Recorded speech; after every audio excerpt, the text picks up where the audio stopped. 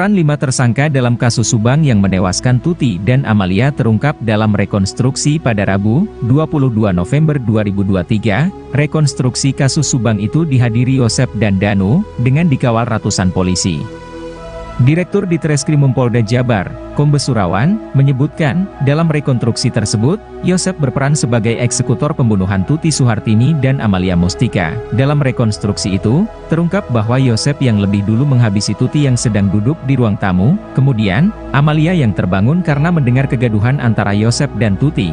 Terbangun dari tidurnya, kedua korban kemudian dipukul dengan golok dan stik golf di bagian kepala, sedangkan untuk peran Danu, ia mengatakan bahwa tersangka Danu membantu Yosep dalam proses pembunuhan tersebut.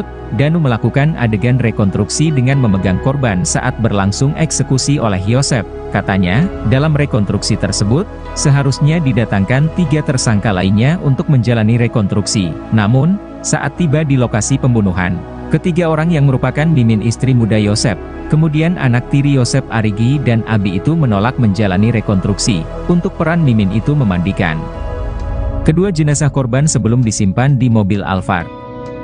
Sedangkan Arigi dan Abi juga memiliki peran seperti Danu, yakni membantu Yosep hingga memasukkan korban ke dalam mobil.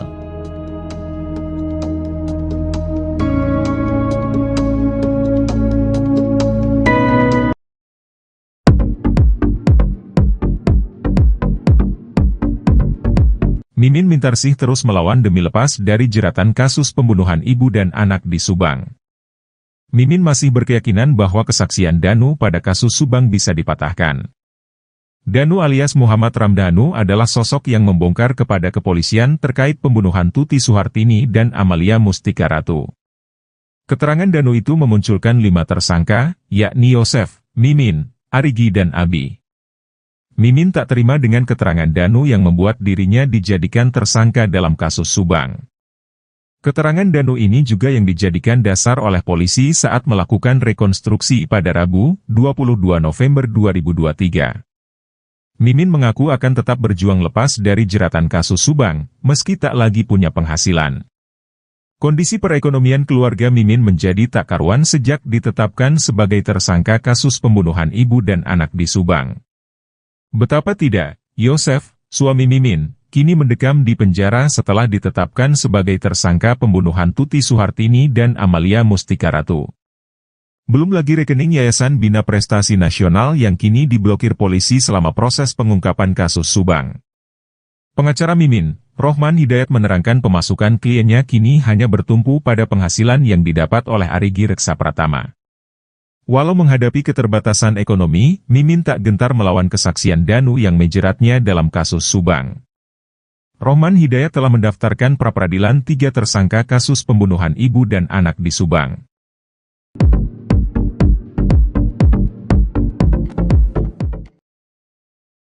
Tim kuasa hukum Muhammad Ramdhanu alias Danu mempertanyakan alasan Yosep Hidayah tetap mengikuti rekonstruksi kasus Subang padahal menolak keterangan kliennya. Diketahui, Yosep Hidayah menolak keterangan Danu yang menyeret namanya sebagai pelaku pembunuhan keji terhadap Tuti Suhartini dan Amalia Mustika Ratu pada tanggal 18 Agustus tahun 2021 lalu. Tetapi, Yosep Hidayah tetap mengikuti jalannya rekonstruksi kasus yang berlangsung pada Rabu, tanggal 22 November tahun 2023. Setahu kami Yosep tetap mengikuti karena ingin mengetahui peristiwa pembunuhan tersebut, kata kuasa hukum Danu, Ahid Syaroni, dikutip dari YouTube Heri Susanto pada Rabu, tanggal 29 November tahun 2023. Artinya ini jadi pertanyaan kita, kenapa ia mengikuti rekonstruksi tersebut? Sebagai tersangka atau orang yang punya andil dalam peristiwa tersebut, seharusnya dia menolak dong, lanjutnya. Ahid menjelaskan, bahwa Yosep Hidayah sejatinya memiliki hak untuk menolak melakukan rekonstruksi yang terjamin dalam undang-undang. Sebagai informasi, 3 tersangka lain yaitu Mimin Mintarsih, Arigi, dan Abi yang sempat hadir di TKP pun dipulangkan karena menolak rekonstruksi. Padahal undang-undang sudah memberikan hak untuk menolaknya, tapi kenapa dia malah ngikut, katanya. Ahid pun menduga adanya skenario yang sengaja dilakukan tersangka dalam menghadapi kasus tersebut. Ada skenario yang sengaja dilakukan oleh Yosep untuk bagaimana menghadapi kasus ini, ujar Ahid. Kita melihatnya bentuk ketidakkonsistenan Yosep, satu sisi dia menolak sebagai tersangka, satu sisi dia tidak mengakuinya, sambungnya. Menurut Ahid, tersangka Yosep ingin mencari celah untuk ia jadikan bahan nanti di persidangan. Atau mencari celah untuk bagaimana nanti di persidangan ketika dia sudah mengetahui peristiwanya mencari cara untuk lolos dari jeratan hukum, ujarnya. Adapun, Danu merupakan keponakan sekaligus sepupu korban, Tuti Suhartini dan Amalia Mustika Ratu. Danu menyerahkan diri ke Polda Jabar pada pertengahan Oktober tahun 2023 dan kini sudah ditetapkan tersangka bersama 4 tersangka lain, yaitu Yosep Hidayah, Mimin Mintarsih, Arik Hi, dan Abi. Sebelumnya, pengacara Yosep Hidayah, Rohman Hidayat menjelaskan alasan kliennya tetap mengikuti rekonstruksi kasus Subang meskipun menolak keterangan Danu. Pak Yosep itu menyampaikan bahwa dia tidak pernah melakukan apa yang dituduhkan oleh Danu, ungkap Rohman Hidayat di TKP saat rekonstruksi, Rabu, tanggal 22 November tahun 2023. Meskipun menolak keterangan Danu, Yosep Hidayat tetap melakukan rekonstruksi karena ingin mengetahui seperti apa keterangan Danu. Semua keterangan Danu itu diikuti sengaja, ingin tahu kebohongan Danu sampai sejauh mana, ujar Rohman Hidayat. Pak Yosep tetap meyakini bahwa dia tidak terlibat, tegasnya. Hingga kini, Rohman Hidayat meyakini bahwa keterangan Danu yang ia berikan ke kepolisian adalah pengakuan bohong. Sebelumnya, Rohman Hidayat juga menjelaskan alasan kliennya itu tetap santai dan tersenyum ketika menjalani rekonstruksi.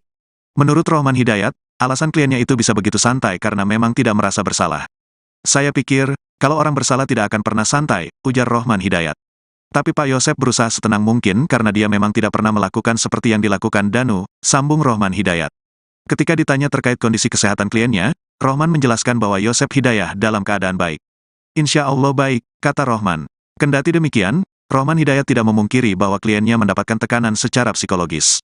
Secara psikologis, bagaimanapun juga ada tekanan massa seperti ini. Tapi kami yakin masyarakat masih objektif. Ungkap Rohman, toh ujungnya kan bukan keputusan masyarakat, oleh putusan pengadilan nanti, imbuhnya. Dalam wawancara terpisah, Mimin Mintarsih sempat mengungkap kondisi ekonominya seusai terjerat kasus Subang. Mimin mengakui hidupnya terpuruk saat Yosep tak memiliki penghasilan dan terjerat kasus Subang. Bahkan Mimin mengaku dirinya tak masak karena beruntung masih ada keluarga yang memperdulikannya. Bagi Mimin, jangankan memikirkan makan, sejak terseret dalam jeratan hukum, ia mengaku hanya bisa memikirkan kasus Subang. Mimin hanya bisa memikirkan agar kasus yang menjeratnya tersebut cepat selesai. Mimin mengaku selama ini beban hidupnya menderita justru bukan karena tidak bisa makan tapi karena ingin lepas dari kasus. Bahkan Mimin mengaku sejak terat kasus Subang, berat badannya turun drastis karena beban pikiran. Kini ia hanya bisa bertahan hidup dan menjaga kesehatan untuk menghadapi kasus yang dianggapnya sebagai cobaan hidup. Untuk membayar pengacara atau kuasa hukumnya, diketahui Mimin pun tak tahu menahu soal hal tersebut. Diungkapkan oleh kuasa hukumnya, Rohman Hidayat mengaku dirinya pun mengaku tak pernah mendapatkan honor dari jasanya. Rohman mengaku selama ini dirinya ikhlas membantu Yosep sebagai bentuk rasa pertemanan.